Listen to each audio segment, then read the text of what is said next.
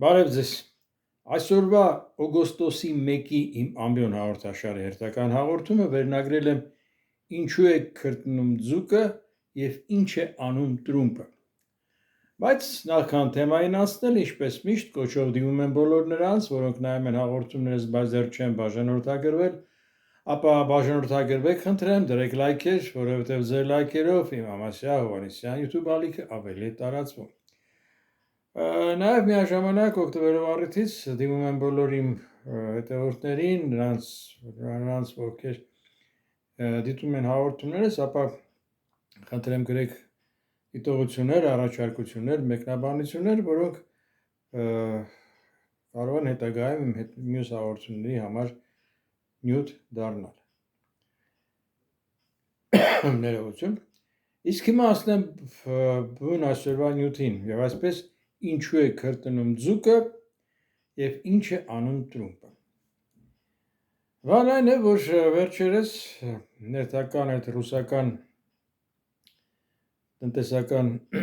սանկցիաների պատկերի վրա, որոնք ուղղված են Հայաստանի դեմ, պատճառն էլ այն է, որ Հայաստանի կառավարիչները հայտարարում են, որ քաղաքականության դիվերսիֆիկացիա են անցկացնում եւ թիկունքով շրջվել են դեպի Ռուսաստան եւ շարժվում են դեպի արևմտյան Եվրոպա, դեպի Եվրոպա իբր։ Եվ սա բնականաբար ջղաձգումների ալիք է բարձրացրել Ռուսաստանի տարբեր շրջանակներում, Կրեմլից մինչև Պետդումայի տարբեր հանձնաժողովներ, եւ այդ տնտեսական պատժամիջոցներ են նախ դեռևս հիմա դեռ սահմանում, վաղուց սկսեցին ջերմուկից, հետո պոմիդոր, հետո գիտեմ ծաղիկներ, հետո հոգելից խմիչքներ, հետո անցան կաթնամթերքին, ձկնամթերքին, ձկներենին ավելի։ Գիտեք, պատժամիջոցներ, բայց ինչպես ասում են Ռոսպոտրեբնadzorը, ռուս սպառ վերահսկողությունը, ինչպես հայերեն թարգմանենք, բնականաբար կարող է աչք փակել ապրանքների որակի վրա եւ բնականաբար կարող է աչք չփակել, եթե լինի համապատասխան հրահանգ։ Եվ համապատասխան հրահանգի դեպքում, ապա Ռոսպոտրեբնadzorը կարող է մազ հայտնաբերել անգամ ձվի մեջ։ Այնպես որ սա է իրականությունը։ Պետք է հայտնաբերեն, պետք չի,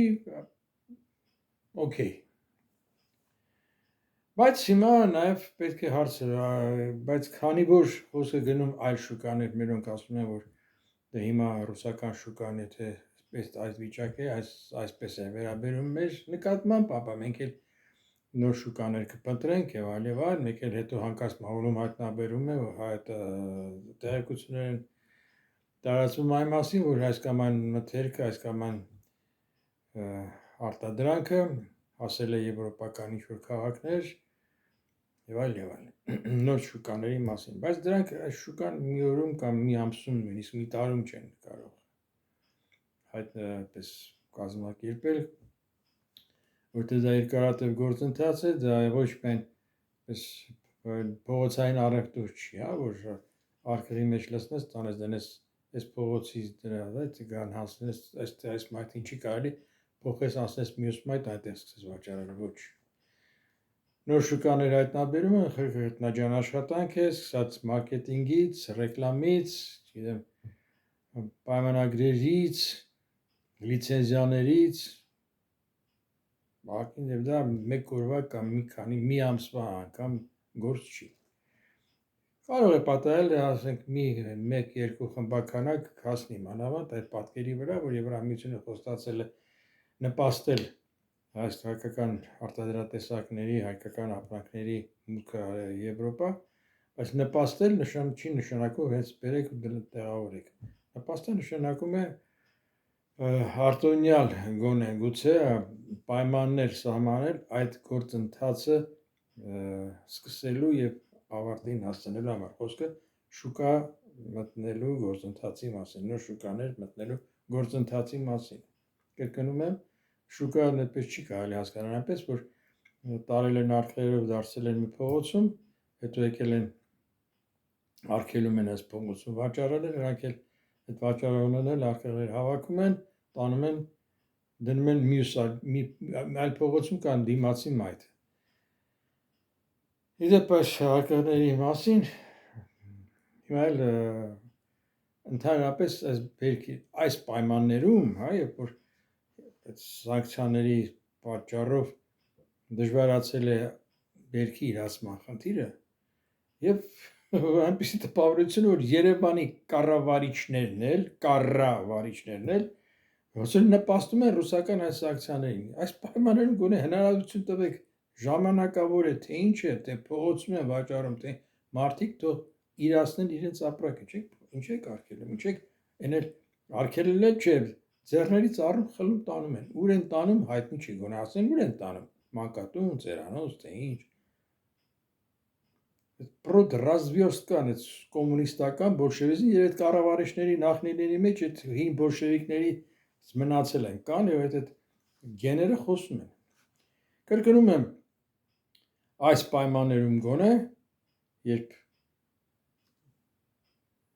մթերողները տեղ չունեն մթերելու կամ օգտվում են առիթից գին են գցում,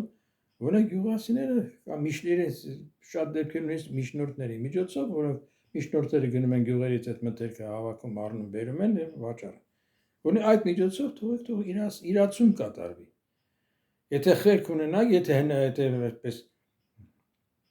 ձիրք ունենան այդպես կառավարելու, որոնք կարող են երև քաղաքի տարբեր շրջաններում, թաղամասերում կազմակերպել փոքրիկ ժամանակավոր տեղեր, որոնք որ վերահսկվում են, որոնք որ հետո մաքրվում են եւ այդտեղ կատարվի փողոցային առևտուր։ Ինչպես ժամանակին, երբ Վանո Սիրադեղյանը Հայաստանի ներքին գործերի նախարար էր, հետո դարձավ նաեւ հետո էլ Երևանի քաղաքապետ էր, այդ ժամանակ այս նրա նախաձեռնությամբ այդպիսի ժամանակավոր տաղավարներ ստեղծվեցին։ Եվ ըստ որում այդ տաղավարները տրամադրվում էին գյուղմթերքներ վաճառողներին անվճար։ Բայց դա իմաստն այն էր, որ սա կառավարելի լինի հետո, դրանից հետո տեղանքը մաքրվում էր։ Բայց ոչ թե գալիս են շիրկոզբադինի նման խլում տանում։ Եվ պետք է նաև ասել, թե ինչու են մարդիկ գերադասում փողոցում վաճառել, չեն մտնում շուկա, որտեղ շուկայում նրանցից մեծ վարձավճար անհարմար, այսպես ասենք, վարձավճար են վերցնում, որ նրանք գերադասում են փողոցում դնել վաճառել եւ այդ փողոցի վարձը տալ տեղի թաղային լավ տղաներին,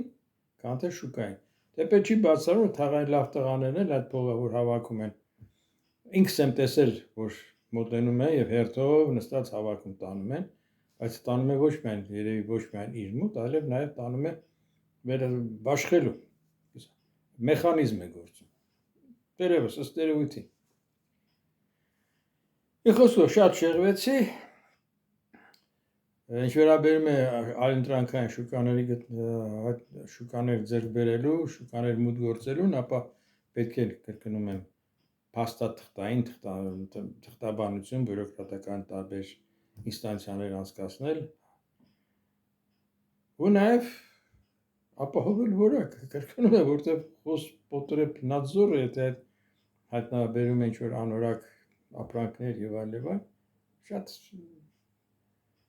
խոսքը ջերմուկին չի վերաբերում, ջերմուկին չեմ հավատում, որտեղ ոնց եղավ այդ ջերմուկից հենց այդ մեկը այդ մի շիշ առավ, այդ մի շիշից թունավորեց, այն մյուսները ջերմուկ առել են, չէ, թունավորեց, սա թունը։ Ճաղաղակող բան է, բայց որ հնարավոր է որ ծաղիկների մեջ թերթուրներ հայտնաբերվեն, հնարավոր է որ կատնամթերքում նորմատիվ շեղումներ լինեն, ինչպես մերոնք էլ են, չէ, մեզ մոտ էլ մեկ է պարբերաբար գտնում են այսինչ ձեռնարկությամբ կատնամթերքի արտադրությունը կասեցվել է, մինչև ճշտվի մինչև վերացվի հայտնաբերված ծերությունները։ Հնարավոր է շատ կա։ Դրա համար էլ այդ որակի ապահովումը պետք է իրոք ապահովվի։ Առևտրականներից ապրանքը էլի կսաղացնեն կգնա։ Որոշ դեպքերում այո, գուցե հնարավոր է լինում այդ ապրանքը սաղացնել միատնակ կառույցներում, բայց հիմա քանի որ հայկական արտադրանքը հայտնվել է այսպես ռենտգենյան ճառագայթների հսկողության տակ, ապա հնարավոր է։ Այն պետք է որակ ապահովել։ Եթե անորակ ապրանքը բացառվում է, որ եվրոպական եւ որևէ այլ երկրի շուկաներում մուտք գործելու հնարավորություն ունենա։ Բառացիորեն այսօր էլ Facebook-ում սփաթագրքում, այսպես ասած, հայերեն թարգմանած դիմագրքում ինֆորմացիա տեսա, որ իբր Սիգը եւ Իշխանը ուղևորվել են դեպի Լոս Անջելես։ Գուցե էլ հերթական պարտիաներ, գուցե հերթական բաներ, բայց հավատացում եմ Սիգը գուցե, բայց Լոս Անջելեսում իշխանի կարոտ չեն։ Խոսքը եթե ոչ Սևան իշխանի մասին, այլ աճեցրած իշխանի։ Ըստ որում խոսքը, քանի որ խոսքը աճեցրած իշխանի մասին է, ապա ես այստեղ լուրջ կասկածներ ունեմ։ Ըստ իմ անձնական փորձից ելնելով, մի քանի 1-2 անգամ առել եմ այդ իշխանը սուպերմարկետից, որը որ գնալով թանկացել է, առաջ ավելի էժան էր, հիմա ավելի թանկացել էր, բայց երբ խաշում ես այդ ձուկ ասես քրտնում են, որ մսից որ սպիտակ փառ է պատում։ Ձկան կաշին էլ, որ ձկներին թապես ամենահամով մասն է, հա։ Աճեցրած իշխանի ձկան կաշին էլ դառնում է ճիլ, ուտել, ծամել հնարավոր չի լինում, ոնց որ ռետին լինի։ Ինչից է դա։ Գուցե այն կերակուրից, այն կերից է, որը որ ձկնարդյունաբերողները տալիս են այդ ձկներին։ Երևի կան կերեր, որոնք որ նպաստում են, որ այդ ձուկը արագ մեծանա, արագ չաղլիկ դառնա, եւ հետո երբ որ եփում ես այդ արհեստական կերի այդ քիմիական բաղադրությունները մեկ էլ այնպես փառապատում են այդ ձուկը։ Սա է նկատում, ինչու է քրտնում ձուկը։ Հնարավոր գուցե սխալվում եմ, դրա համար շատ հետաքրքիր կլիներ, եթե արձագանքեիք իմ այս դիտարկումներին։ Նույնը վերաբերում է խմիչքներին, որտեղ այս օրինակ փաստորեն տարբեր արտադրողներ կոնյակ են արտադրում, դնում հայկական կոնյակ։ Բոլորին էլ հայտնի է, որ իսկական կոնյակը պետք է լինի խաղողի սպիրտից պատրաստված։ Խաղողի սպիրտից պատրաստված է հնեցված կաղնի տակառներում։ Բայց կան կասկածներ, որ ոչ բոլորն են այդ խաղողի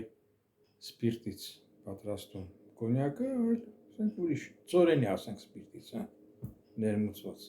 Ուղղակի գույն են տալիս եւ առնում դնում են կոնյակ։ Իդեպ Եվրոպայում կա mix market կոչվող խանութների ցանց, որը որ բանը գլխավոր պահեստը ինչ որ Գերմանիայում է եւ Գերմանիայից ընդհանուր պահեստից մատակարարում է արևելյան կենտրոնական Եվրոպայի երկրներ, հիմնականում դրանց այդ mix market խանութներին հավանեն ռուսական խանութներ, որտեղ այդտեղ վաճառում են ապրանքներ ԱՊՀ երկրներից, մասնավորապես նաեւ Ռուսաստանից, Հայաստանից, Վրաստանից, ասած պահածոներից, վերջացած երշիկեղեն եւ այլ, նույնիսկ Ուկրաինայից։ Այդ խանութներում նկատել եմ նաև, որ վաճառվում է գինի չեմ տեսել անկեղծ ասած, կարողություն ուշադրություն չեմ դարձրել, բայց ականտեսանելու վայրում դրված է նշված է հայկական կոնյակ, բայց անկեղծ ասած Պերնո Ռիկարի, հա, Արարատի մի անգամ տեսել եմ, Արարատ 5 աստանի կոնյակ, 5 աստանի կոնյակը, Արարատ Պերնո Ռիկարի։ Մնացած կոնյակները հայկականի ավատակ շատ կասկածելի ինչ-որ ես որ չէի տեսել նման։ Թե որտեղ են արտադրվում, ինչ պայմաններում, ովքեր են լսնողները, որ ներկայացնում որպես հայկական կոնյակ, սա էլ պետք է վերահսկվի եւ քննության առարկա դառնա։ Դե հիմա մարդիկ վաճառում են, մարդիկ գնում են, եթե բողոքներ չկան, то չլինեն պարկաստում, բայց ամենայն դեպս հայկական կոնյակը պետք է լինի իրոք հայկական կոնյակ։ Հասկացաք, չէ՞, խոսքը ինչի մասին։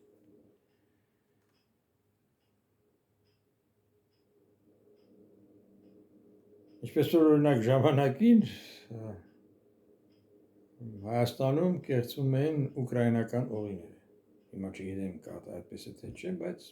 եղել է։ Սա էլ շուկա է։ Կրկնում եմ, Ռուսաստանը խանդով է վերաբերում Հայաստանի դիվերսիֆիկացիոն քաղաքականությանը եւ առայժմ գոնե տնտեսական պատժամիջոցներ է սահմանում Հայաստանի նկատմամբ, որ տեսեք, հա, հանկարծ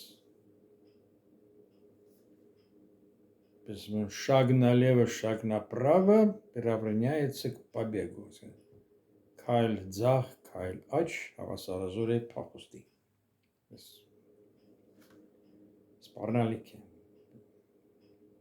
Դա չէ կկրակ է։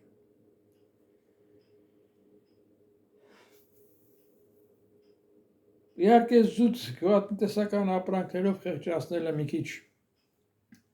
խեղճացնեմ, բայց այնքան էլ ողբերգական չի լինի, դրամատիկ չի լինի, բայց այնուամենայնիվ, եթե ռուսները որոշեն, իսկ դա քիչ հավանական չի, թանկացնեն գազը, դա տնտեսական լուրջ ազդեցություն կունենա Հայաստանի վրա։ Կրկնում եմ, գիտեք, այն որ Հայաստան ներկայացած կառավարիչները ուզում են ինչ-որ շուկաների հայլընտրանքներ գտնել, դա լավ է։ Բայց դա կրկնում եմ, մի օրվա հարց չի, մի օրվա, նույնիսկ մի տարվա խնդիր չի, պետք է դա վարվի նպատակային քաղաքականություն, պլանավորված քաղաքականություն, ի դեպ ոչ թե թիրախավորված,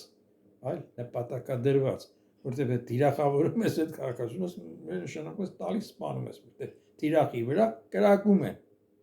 Այնպես որ ես մեր կառավարիչները որ ասում են թիրախենք այս թիրախավորել ենք այս ոլորտը, որը զարգացնենք, նշանակում է ոչ բարեկամս ոլորտը զարգացնելու համար ոլորտը չեն թիրախավորում։ Ինչ կրակեք, այդ նպատակ են դնում զարգացնել այս ոլորտը։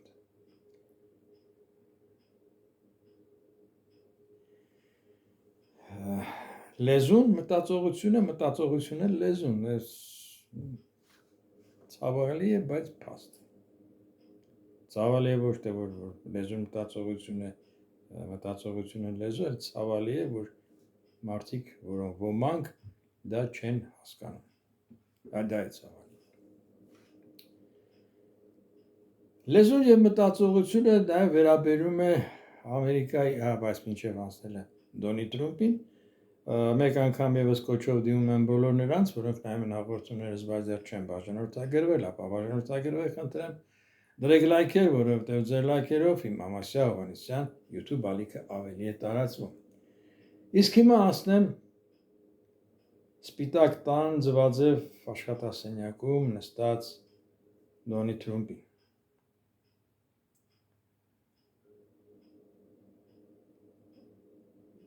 Դե բնականաբար ամեն օր հետևում եմ այդ դրահոսին միջազգային եւ երեք մի քանի ծաղկակաղ եմ արել Թրամփից։ Պարզվում է, որ Թրամփը ամերիկացիներին կոչ է արել հպարտանալ իրենով։ Դու հանուն ինչի հպարտանաս։ Ինքը հայտարարում է, որ կյանքը Ամերիկայում դարձել է էժան, ապրուստը ձրի, ամեն ինչ էժանացել է, տրիլիոնավոր ներդրումներ են արվում Ամերիկայում եւ այլն։ Ինչ կյանքը Ամերիկայում թանկացել է, բենզինը թանկացել է, կրկնապատվել, նույնիսկ երապատվել է։ բայց ամերիկացիք պետք է որ հպարտանան իրենով։ Բայց ամերիկացիք հպարտացիք, դա։ Բայց որ աշխարհը դրանով հպարտանալու որևէ առիթ չունի, դա փաստ է։ Որովհետև Դոնալդ Տրամպը ըստ էության շատ բարի դրացիական զգացմունքներ ունի Կրեմլի անմահկաշեի հետ եւ նույնիսկ հիմա այս պայմաններում իբր Ուկրաինայում սանձազերծած պատերազմի պատճառով Ռուսաստանի դեմ սանկցիաներ են ուզում նոր փաթեթ ընդունել, կիրառել, բայց Տրամպը նաեւ ասում է, որ կասկածում է, թե դա օգուտ կտա մոտավորապես այդպես։ Ու նաեւ այսպեսի բառախաղ, ինչ է անում Տրամպը, այս վերնագիրը։ Տրամպը մեկ ընդունում է Ուկրաինայի նախագահ Զելենսկին եւ բոլորս հիշում ենք այս տարածքին, թե ինչ դատապարտելի վերաբերմունք ցուցաբերեց Տրամպը եւ նրա մեր այդպես պաշտոնակիցները, այս հապարակային, այս ծաղր կազմակերպելով Զելենսկի պատիվ Զելենսկուն նա բրացից բարձրության վրա եւ շատ հանգիստ առանց ունից դուրս գալու դուրս եկավ այդ իրավիճակից այն դեպքում եւ Տրամպը բացահայտ ասում էր ինչ ես դու ինչ խաղաթուղթ ունես որ ռուսների դեմ ես հանդես գալիս համաձայնվի նրանց պայմաններին սա էր ասած եւ հիմա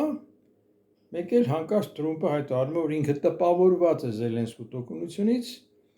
եւ կանի ամեն ինչ որ Ուկրաինան դադարեցնի եւ դադարի պատերազմը բայց խնդիրն այն է որ ամերիկյան դիվանագետները Ուկրաինայից են պահանջում որ դադարի պատերազմը կամ նրանք իրոք հավատում են որ Ուկրաինան է հարձակվել Ամերիկայի վրա, Ռուսաստանի վրա կամ էլ թե չէ կատարում են Կրեմլի պատվերը։ Այլապես ոնց կարելի ասել։ Ով չգիտի որ Ռուսաստանն է հարձակվել Ուկրաինայի վրա։ Լոզունգն էլ դենացիֆիկացիա, դեմիլիտարիզացիա, ապա ազգայնացում, ապա ռազմականացում։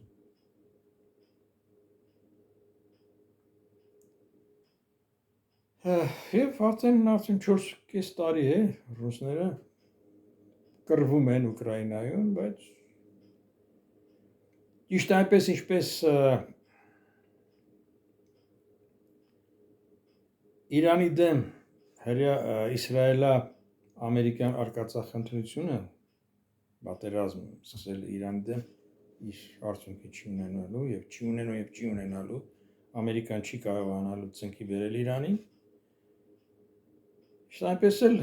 Ռուսաստանը արդեն փաստ է որ ի վիճակի չի ծնկի բերելու Ուկրաինային Չնայած որ ամենօրյա հրթիռակոծումներից, ավերածություններից, մարդկային զոհերից Եվ այս պայմաններում էլ ինչ է անում Տրամպը, ասում է որ ըստ էության խորը մեծագույն հարգանք է տածում Կրեմլի անմահկաշեի հանդեպ, չգիտես ինչու, գուցե դրան պատճառներ կան, գաղտնի գուցե նաև, որոնք հետո հետագայում կգաղտնազերծվեն անպայման, բայց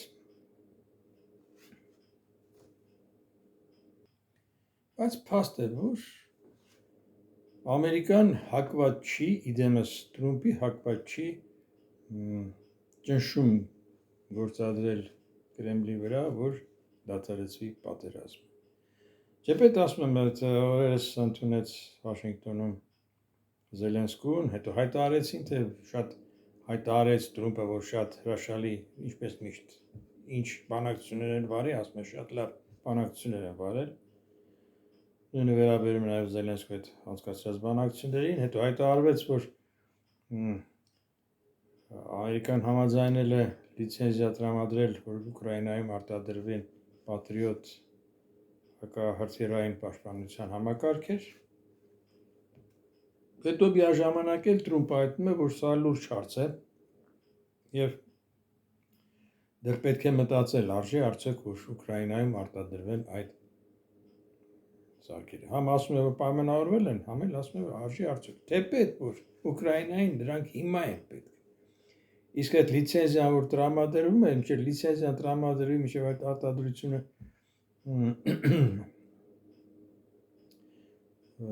կարգավորվի եւ արտադրվի, դրա ժամանակ է պետք, նույնիսկ տարի, եթե առնվազն։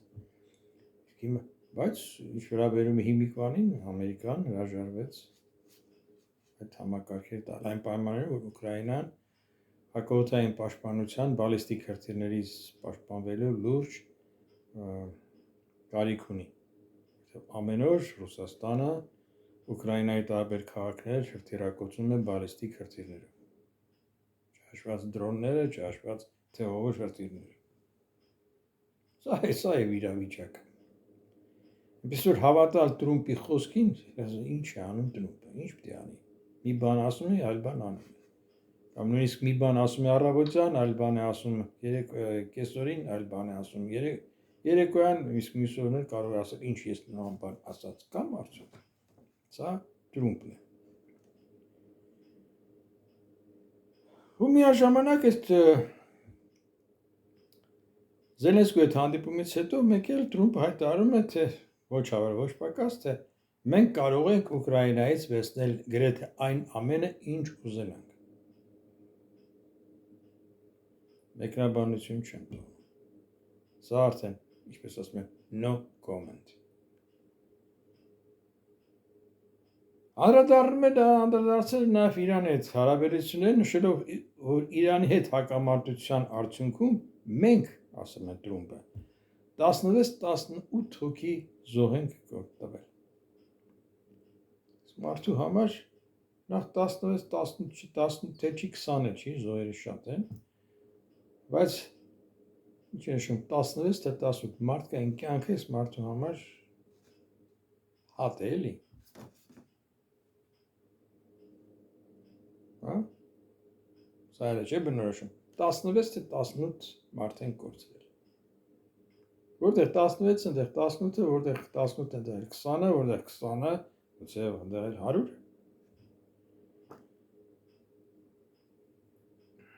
Ցավալի է, բայց փաստ է։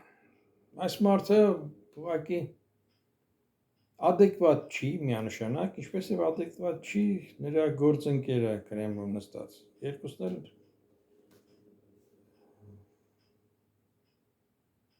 շատ իրար նման է։ Եվ հա, ամենագլխավորը, որ ամենավերջին այսպես ցնցեցածնող, հա, դուք տվեք ասել այդ բառը, չկա այդպիսի բառ, բայց օրինեմ որ դրանց համար գոհունակությունը հայտնել իսպանական այդ քաղաքի, անկլավ քաղաքի վրա մարոկացիների հարձակումը, մոտ 50,000 մարոկանցի անցել է սահմանը,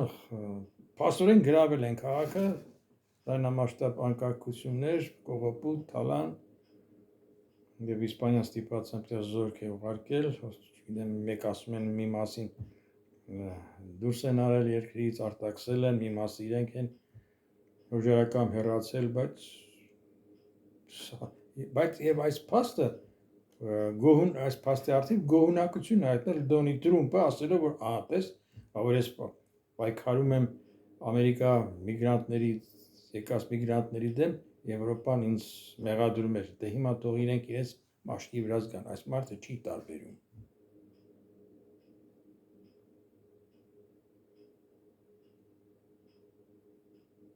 Եվ պատահական չի, որ ըստ էության ՆԱՏՕ-ն այլևս ՆԱՏՕ չի։ Ամերիկան, որ ստեղծել էր ՆԱՏՕ-ն, ձեռքերը լվացել է, ամեն ինչ հանձնել է։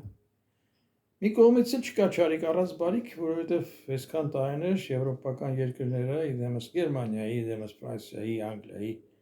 ՆԱՏՕ-ի անդամ մյուս երկրների, այս հեշտ անգիստ ապրել են հույս դրելով, որ ամերիկյան հովանոցի վրա։ Հիմա ամերիկյան հովանոց է, ոչ թե եթե չկա էլ ապա ծակ է, քրքրված է, եւ իրենք պետք է մտածեն իրենց պաշտպանունակությունը բարձրացնելու մասին։ Բայց Դոնալդ Թրամփը ոչ միայն համաշխարհային քաղաքականության պես հորձանուտում է իրեն դրսևորում, այլև փորձել է ուզել է խառնվել ըստ ամենայնի, ես դրանով համոզված եմ, փորձել է խառնվել նաև ֆուտբոլի ոլորտի մեջ։ Դեռ նախորդ հաղորդումներում, երբ ձեռնարկվեց Իսրայել-ամերիկյան արկածախնդրությունը, արկածախնդիր պատերազմը Իրանի դեմ, աշխարհի ֆուտբոլի առաջության խաղերից մի քանի օր առաջ, Smart երևի ֆուտբոլի աշխարհի խաղերն էլ է հարամելու։ Խաղերը անցկացան, թեպետ նստված մնաց այն բանից, որ աշխարհի այդ առաջնությանը մասնակցում էր Իրանի թիմը եւ Իրանի թիմի նկատմամբ անբարենպաստ պայմաններ են ստեղծել, այսինքն թիմը պետք է խաղար Ամերիկայում, բայց թիմին Ամերիկայում արգելվել էր ապրել։ Եվ քանի որ խաղերը անցկացվում էին միաժամանակ Իսպանիայում, Մեքսիկայում, Ամերիկայում, Կանադայում, Իրանի խաղացանկը հաստատված էր, որ պետք է խաղա Ամերիկայում։ Իրանցիները դիմել էին FIFA-ին, որ թույլատրվի, որ փոխեն խաղացուցակը, որպեսզի որ իրենց խաղերը անցկացվի Մեքսիկայում կամ Կանադայում։ FIFA-ն մերժել էր։ Եվ այս պայմաններում իրանցիները ապրում էին Մեքսիկայում, խաղից առաջ Մեքսիկայից մեկնում Ամերիկա, որ խաղան, հետո նորից խաղից հետո վերադառնան Մեքսիկա։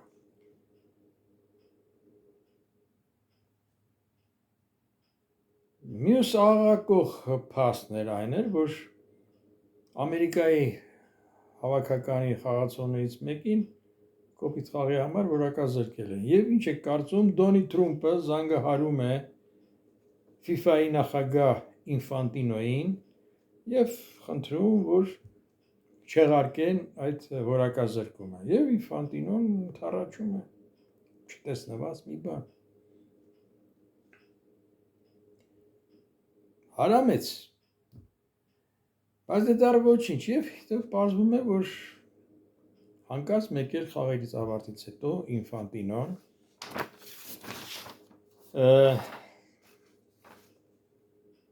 ֆուտբոլի միջազգային ֆեդերացիայի նախագահը, FIFA-ի նախագահը հանդես է եկել նախաձեռնությամբ, որ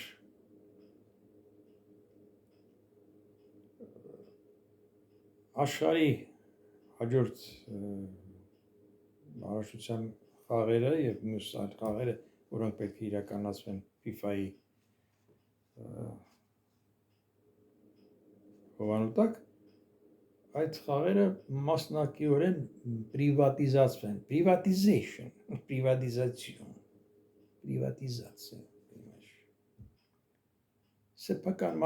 սեփականաշնորհ։ Այսինքն ֆուտբոլը վերածեն շոու, առևտրային շոուի։ Սա ինչ է, սա հավատեն ֆուտբոլը հարամել էլ չի։ Ֆուտբոլի վերջ տալն է։ Եվ ահա անմիջապես այդ Ինֆանտինոյի այդ հայտարարությունից հետո UEFA-ն, Եվրոպական ֆուտբոլային ասոցիացիաների միությունը, իր 55 ասոցիացիաների հետ միասին հանդես եկան այդ առաջարկության առթիվ եւ միասնականորեն եւ միաձայն մերժեցին այդ աշխարհի առաջնության եւ FIFA-ի մյուս մրցաշարերի սեփականության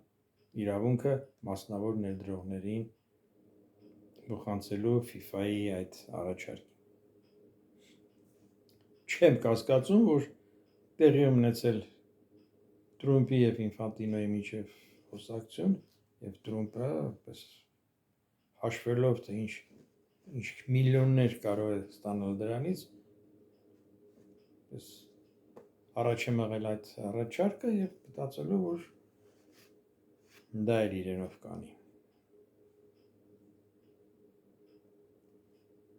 Գուցե սխալվում եմ, տասված որ սխալվում եմ, բայց երբ որ համադրում ես դեդուկցիոն մեթոդով ստացվում է այդպես։ Դրա համար ես այսօրվա հաղորդում ես վերնագրել ինչու է քրտնում ձուկը եւ ինչ է անում տրումպը։ Խնդրեմ։ Ձուկը քրտնելու այդ մասին իմ ասած սաներ, որ ինչու է ձուկը երբ որ խոսքը հիմա պահած ակեցրած իշխանի մասին է, երբ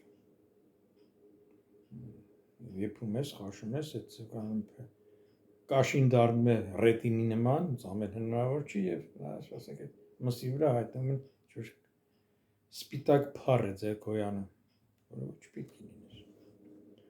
Սա այդ ձուկը քրտնում է իր ամոթից, որ ինքը այնքան էլ բնական ձուկ չի, բնական կերով սնված չի, որ մյուս կողմից էլ այն ամենը ինչ օր չկա, որ ինչ որ մի հայտնագործություն չանի դոնի տրումպը։ Մի խոսքով այսօր այսքանը, բայց նախքան ցտեսություն ասել եմ մեկ անգամ եւս կոչով դիմում եմ բոլոր նրանց, որոնք նայում են հաղորդումներս, բայց դեռ չեն բաժանորդագրվել, ապա բաժանորդագրվեք, խնդրեմ դրեք լայքեր, որովհետեւ ձեր լայքերով իմ Ամասյա Հովհաննիսյան YouTube ալիք ավելի տարածում ցտեսություն կհանդիպենք խաղաղություն մեզ, խաղաղություն աշխարհին։